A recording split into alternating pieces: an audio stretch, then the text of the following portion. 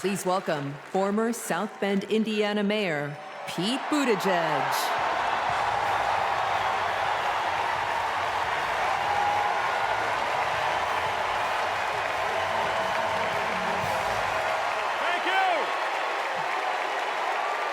Thank you. Good evening, Democrats. Thank you, Chicago. Here's a sentence I never thought I'd hear myself saying. I'm Pete Buttigieg, and you might recognize me from Fox News.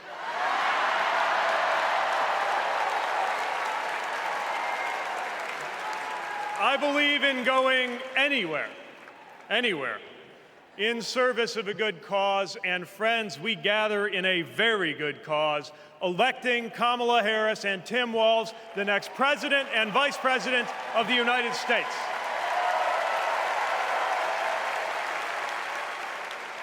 The choice could not be clearer.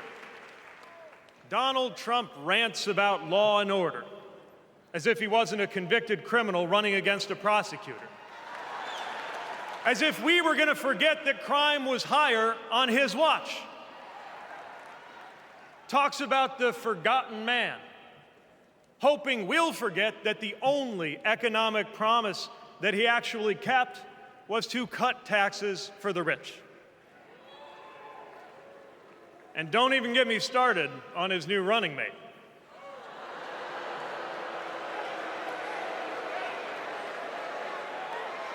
At least Mike Pence was polite.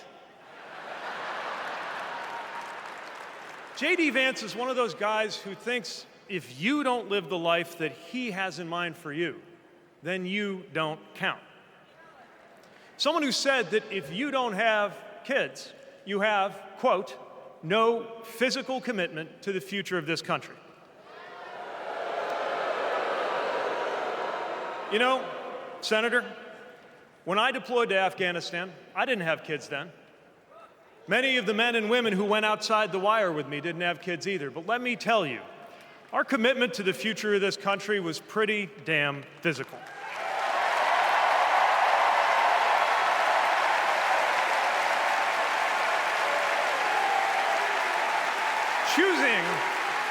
Choosing a guy like J.D. Vance to be America's next vice president sends a message. And the message is that they are doubling down on negativity and grievance. Committing to a concept of campaigning best summed up in one word: darkness. Darkness is what they are selling. The thing is, I just don't believe that America today is in the market for darkness. I believe America is ready for a better kind of politics. Yes, politics at its worst can be ugly, crushing, demeaning, but it doesn't have to be. At its best, politics can be empowering, uplifting. It can even be a kind of soul craft. My faith teaches me that the world isn't made up of good people and bad people, but rather that each of us is capable of good and bad things. And I believe leaders matter because of what they bring out in each of us, the good or the bad. Right now, the other side is appealing to what is smallest within you. They're telling you that greatness comes from going back to the past. They're telling you that anyone different from you is a threat. They're telling you that your neighbor or nephew or daughter who disagrees with you politically isn't just wrong, but is now the enemy. I believe in a better politics, one that finds us at our most decent and open and brave. The kind of politics that Kamala Harris and Tim Walz are offering, and as you have felt these many days, that kind of politics also just feels better to be part of. There is joy in it, as well as power. And if all of that sounds naive, let me insist that I have come to this view not by way of idealism, but by way of experience. Not just the experience of my unlikely career, Someone like me serving in Indiana, serving in Washington, serving in uniform. I'm thinking of something much more basic. I'm thinking of dinner time at our house in Michigan.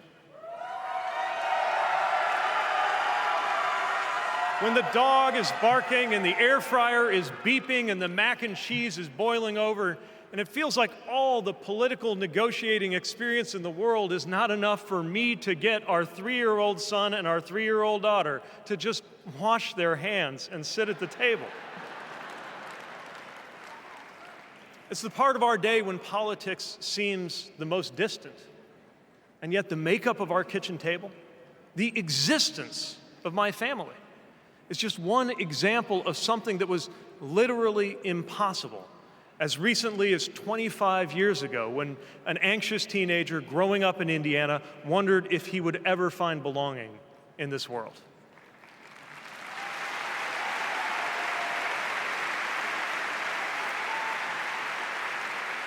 This kind of life went from impossible to possible, from possible to real, from real to almost ordinary in less than half a lifetime.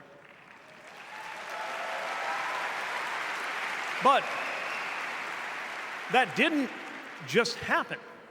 It was brought about through idealism and courage, through organizing and persuasion and storytelling, and yes, through politics, the right kind of politics.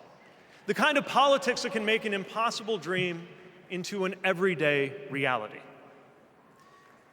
I don't presume to know what it's like in your kitchen, but I know, as sure as I am standing here, that everything in it, the bills you pay at that table, the shape of the family that sits there, the fears and the dreams that you talk about late into the night there, all of it compels us to demand more from our politics than a rerun of some TV wrestling death match. So this November, we get to choose. We get to choose our president. We get to choose our policies, but most of all, we will choose a better politics. A politics that calls us to our better selves and offers us a better everyday. That is what Kamala Harris and Tim Walz represents. That is what Democrats represent. That is what awaits us when America decides to end Trump's politics of darkness once and for all. That is what we choose when we embrace the leaders who are out there building bridges and reject the ones who are out there banning books. This is what we will work for every day to November and beyond. So let's go win this. Thank you, Democrats. Thank you.